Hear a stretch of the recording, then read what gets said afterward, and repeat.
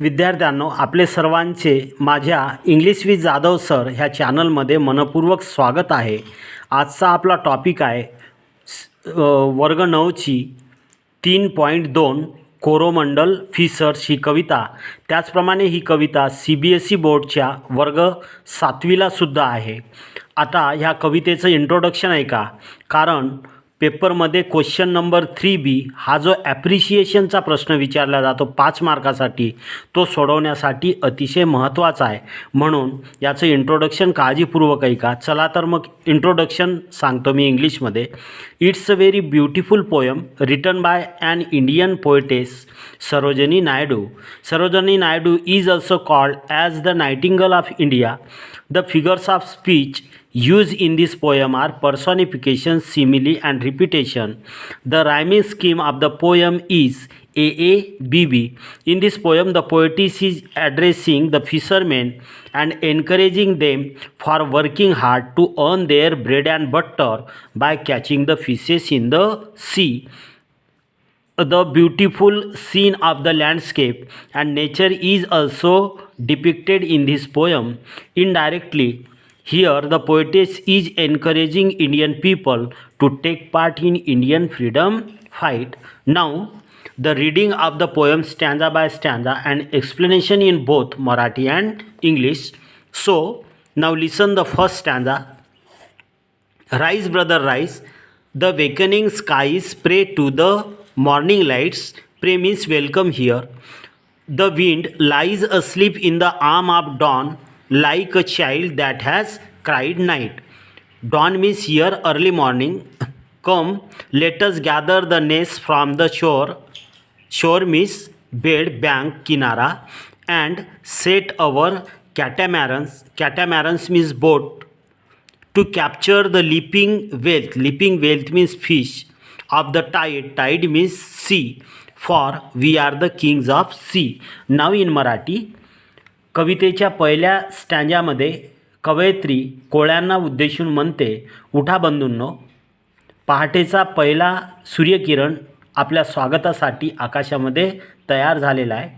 ज्याप्रमाणे लहान बाळ रात्रभर आईला त्रास देत सकाळी शांत होऊन आईच्या कुशीत झोपतो, त्याचप्रमाणे वारासुद्धा आता शांत होऊन पहाटेच्या कुशीत झोपलेला आहे.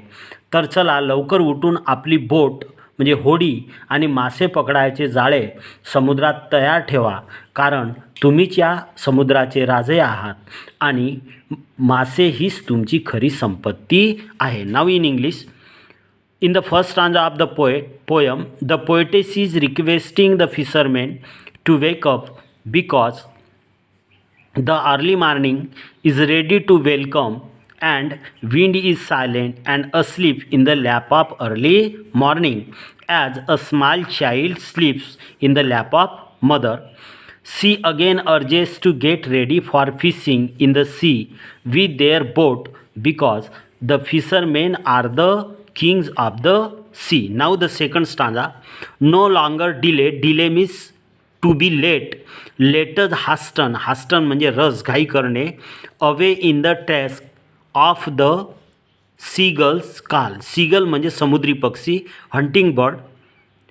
The sea is our mother, the cloud is our brother, and waves are our comrades. Comrades means fellow worker. What though we toss at the fall of the sun, where the hand of the sea god drives, he who holds the storm by the hair will hide in the breast of our life. Now the explanation of second stanza in Marathi.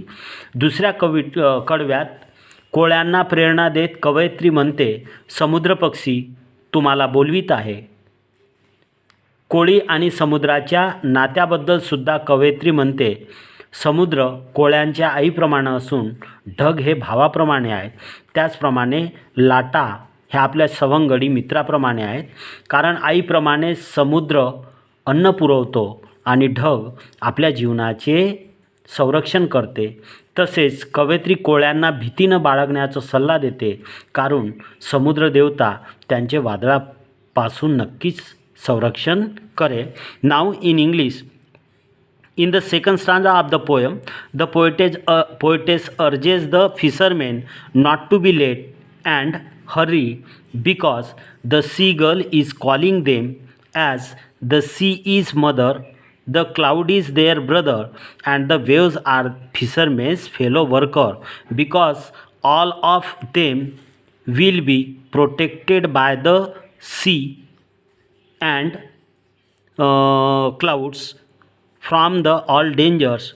Sea God will protect them from the storm and help them to earn for their living, means bread and butter. Now the last stanza, reading of last stanza. Sweet is the shade of the coconut glade and the scent of the mango grove, and sweet are the sands of full moon with the sound of the voice we love, but sweeter, O brother, the kiss of the spray and the dance of the wild foam's glee. Row, brother, row to the edge of the words म्हणजे किनारा, where the low sky meets with the sea. शेवटच्या स्टांजाचं मराठीत explanation. शेवटच्या कडव्यात कवयित्री समुद्र आणि समुद्राच्या बाजूचं जे जीवन आहे त्याची तुलना केलेली आहे. नारळाच्या वृक्षांमुळे मिळणारी थंड सावली, आंब्याच्या झाडामुळे मिळणारा आल्हाददायक सुवास म्हणजे वास, तसेच चांदण्या रात्री चमकणारी वाळू आणि किनारी आनंदाने लयबद्धतेने गाणाऱ्या कोळी समाज यांचेही कवयित्रीने वर्णन केले आहे. समुद्रात निर्माण होणाऱ्या फेसाळ लाटांमुळे उडणारे पाणी यामुळे त्या नृत्यांमध्ये अधिकच गोडी आणि सौंदर्य निर्माण होते. अशा रीतीने कवयित्री कोळ्यांना आपला समुद्रातील प्रवास सातत्याने व क्षितिजापर्यंत करण्यासाठी सल्ला देते. Last stanza in English. In the last stanza of the poem, the poetess has described the images of landscape and the seascape comparatively. The coconut trees provide the cool shade, and the mango trees provide the scent. The bright light of the full moon nights makes the song melodious, and foam of the sea waves makes the fishermen's dance beautiful. So the poetess urges the fishermen to row the horizon where the sky meets the sea. तर बघा figure of speeches. पहिली line पहा, rise brother rise. Rise rise दोन वेळेस आलेला आहे म्हणजे repetition आहे. शेवटच्या स्टांजामध्ये शेवटच्या लाईनच्या वरची लाईन बघा, रो ब्रदर रो, या ठिकाणी रो रो पुन्हा रिपीट झालेला आहे. म्हणजे ही जी लाईन आहे ही लाईन पुन्हा रिपिटेशनचं एक्झाम्पल आहे. त्यानंतर सिमिलीचं बघा, जी तिसरी लाईन आहे सुरुवातीला, the wind lies asleep in the arm of dawn like a child that has cried night. या ठिकाणी चाइल्ड आणि विंडमध्ये तुलना केलेली आहे. अप्रत्यक्ष आहे कारण लाईक शब्द वापरलेला आहे म्हणजे हा सिमिली आहे. आणि त्यानंतर बघा पहिली लाईन पुन्हा, द वेकनिंग स्काईज प्रे टू द मॉर्निंग लाईट्स. या ठिकाणी प्रे म्हणजे वेलकम दाखवलेलं आहे. म्हणजे जो नॉन लिव्हिंग थिंग आहे स्काईज, त्याला लिव्हिंग थिंग्स म्हणजे ह्युमन बिईंगसाठी सारखी क्वालिटी दिलेली आहे. म्हणजेच हा पर्सॉनिफिकेशनचं उदाहरण आहे. ओके, पुन्हा एक वेळेस आहे का, ह्या पोयमचं जो रायमिंग स्कीम आहे तो रायमिंग स्कीम आहे AABB. पहा, पहिल्या लाईनचं एंडिंग लाईट, दुसऱ्याचं एंडिंग नाईट म्हणजे AA, तिसऱ्याचं फ्री आणि चौथ्याचं C म्हणजे काय आहे BB. काय झालं AABB. ओके, कविता वाचा आणि याच्या ॲक्टिव्हिटीज सोडवण्याचा प्रयत्न करा.